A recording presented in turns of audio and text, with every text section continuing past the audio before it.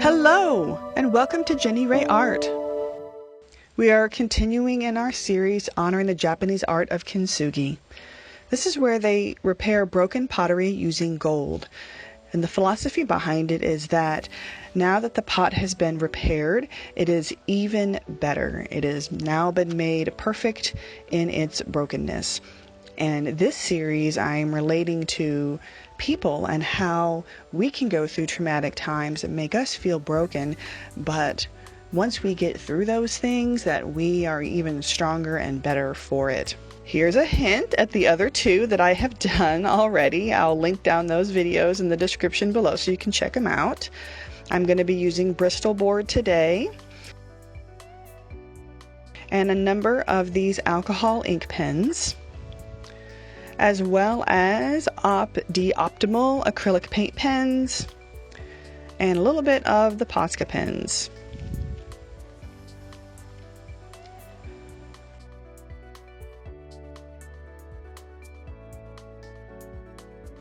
I will start off with my trusty 4H pencil. I'll also be using a kneaded eraser,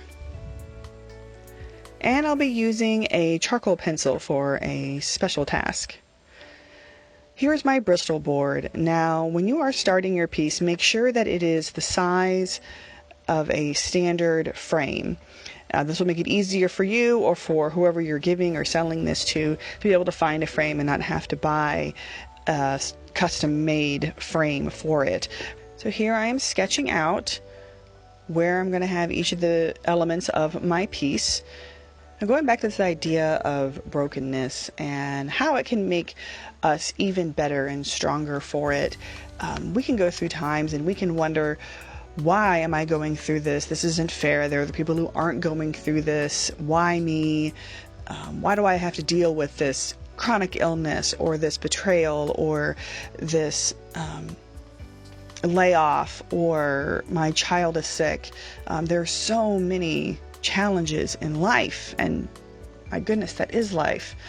But the thing is that you're not alone. There are other people that have gone through the exact same thing or something extremely similar. And once you get through that and you are stronger for that, then you can help others. You can inspire them and help them through their dark times and pull them through. And that's what I hope that I can do, because I have my own challenges that I go through. I have several chronic illnesses that I deal with on a regular basis. I've had quite a number of betrayals in my life, and my children have been going through a lot as well. And I hope that with my experiences, I can help others to overcome. Here I am sketching out the Japanese characters that spell out Kintsugi. I have printed out the characters as a reference as I'm sketching them on the paper. I want to make sure that I get them just right, because Japanese characters are very specific to the terms, and I want to make sure that I portray them correctly so that I'm not accidentally putting down the wrong word or the wrong character in this phrase.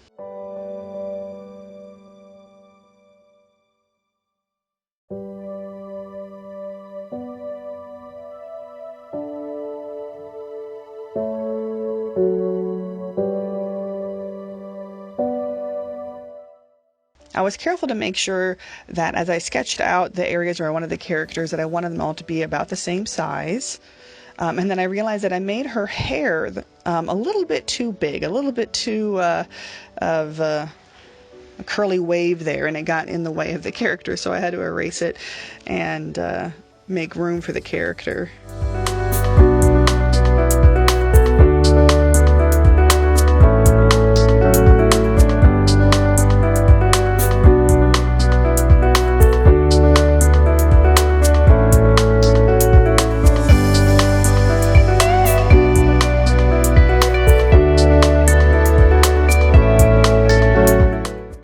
Now down here, I'm going to be putting on the phrase that relates to this particular piece. Each one of the pieces in this series has a different phrase. So what I'm doing is to transfer the typeface onto the paper. I am coloring in the back side of the letters with my ebony pencil, and then I place it down very carefully where I want it on the paper, which is why I had the paper folded there so I could fold it down and see where it's being placed.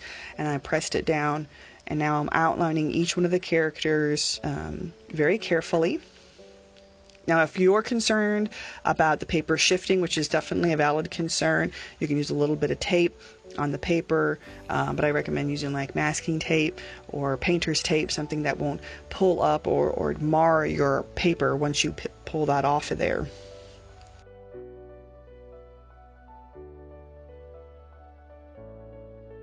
I'm holding it very carefully as I lift it up to look to make sure that all the characters are there. And now we start the inking process. I use a number of different alcohol-based pens and layer them to build up the color that I want for her skin tone. Each one of my pieces shows a different type of woman with a different ethnic background because I wanted to show the diversity in our culture and our world and how these challenges can happen to anybody.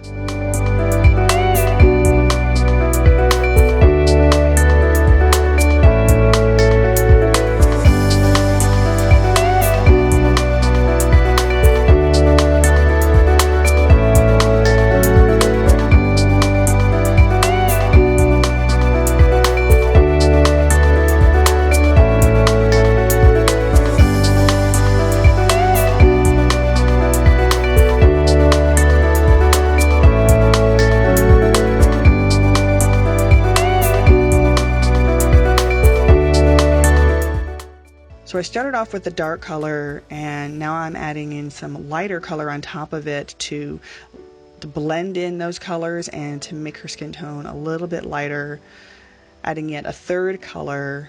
That's one thing I found that I really like about the alcohol-based pens is that you can layer on lots of colors and they blend well together.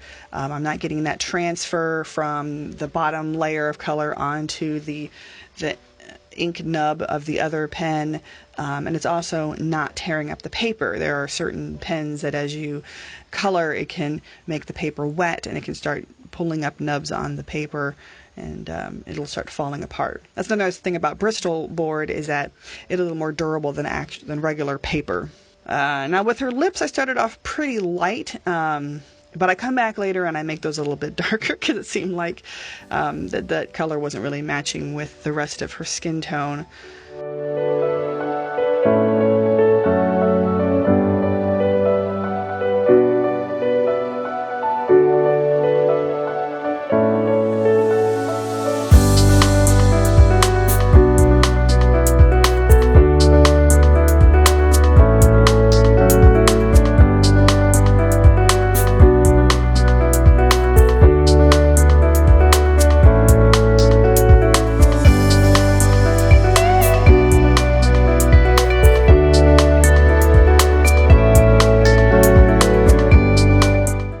Here I am discovering that I have smudged some ink on the paper, and I am so upset with myself because I said in the very last video where I did this again, smudged ink on the paper, that I was going to correct myself in the next art piece and I was going to use paper towel to protect my hand when I'm drawing on the paper, that if I get ink on my hand, I'm not going to transfer it over. I don't know how that ink got over there on that side, but then here I didn't use the paper towel like I was supposed to. So now I'm trying to fix my mistake. But I'll discover later on that actually more little spots come up even though I'm using the paper towel. And I want to tell myself that, hey, it could have been worse. The paper towel helped me from making even more mistakes.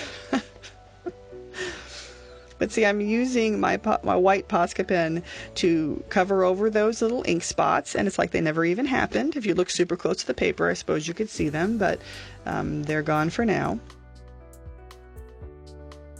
You'll also see influences in my art style here to the anime art, which is also a Japanese art style, in the large eyes, in the block shadowing, how also the color of the hair, we have block coloring going on there, and the outlines. There's a lot about Japanese art that I really enjoy, and Japanese culture, anime being one of them. So there's a little bit of influence here. Again, with the hair, I build up a lot of color to get the right shade that I want. So right now, it looks a little crazy with this this color against her skin tone, and it doesn't really work well, but just bear with it. As I build up the color, it's gonna look better.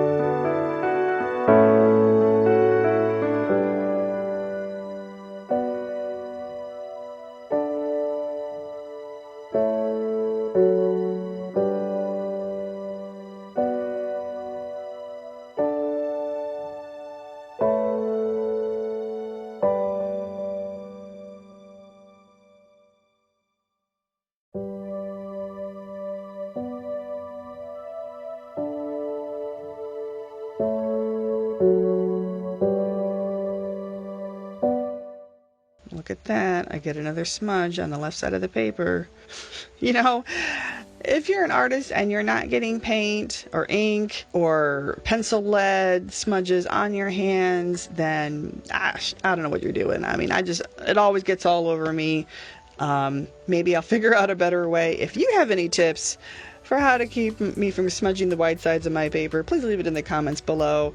I'm doing the best I can. And thank God for white paint pens that will cover over those mistakes. I even use it to clean up some of the lines at the bottom that weren't quite so even.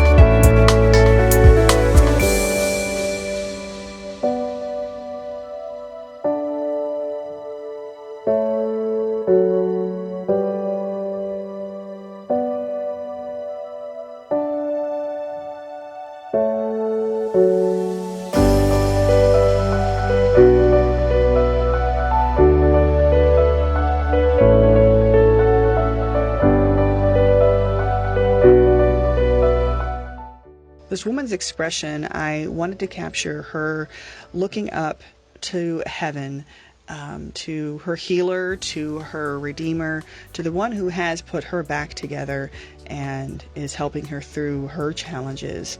And there's a little bit of a look of awe as well as her mouth is slightly open, because it is amazing how God can heal us from the deepest wounds, from the greatest hurts you think that you could never possibly overcome.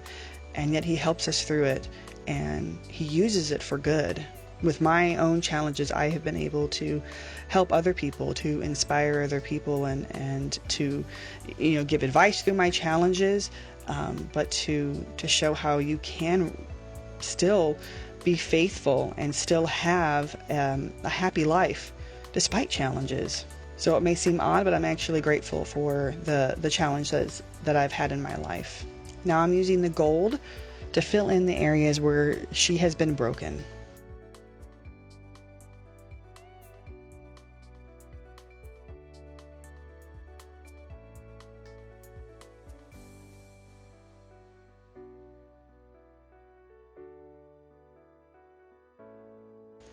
Now here I'm inking in those Japanese characters. I actually do have a Japanese calligraphy set that I've had for many years. It's a beautiful set, and I have been afraid to use it because I'm afraid that I'm going to mess it up. As I said, I love Japanese culture, and I don't want to mess up this set. I'm a little bit of a crafting and art hoarder, where I will get these supplies and think, oh, this is beautiful, but I have to use it for just the right thing. It has to be absolutely perfect what I use it for, and then it sits there forever and ever, and I never use it.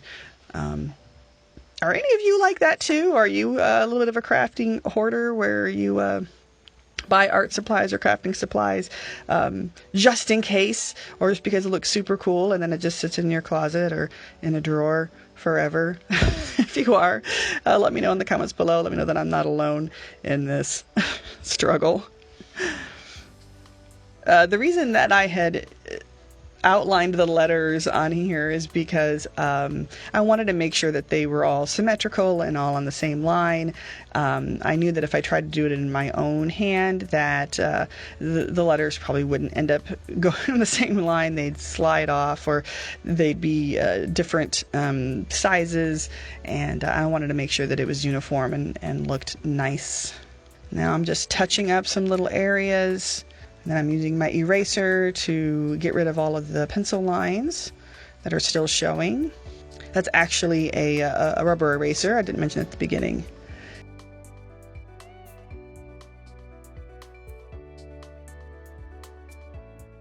Here is the final piece, beautifully broken.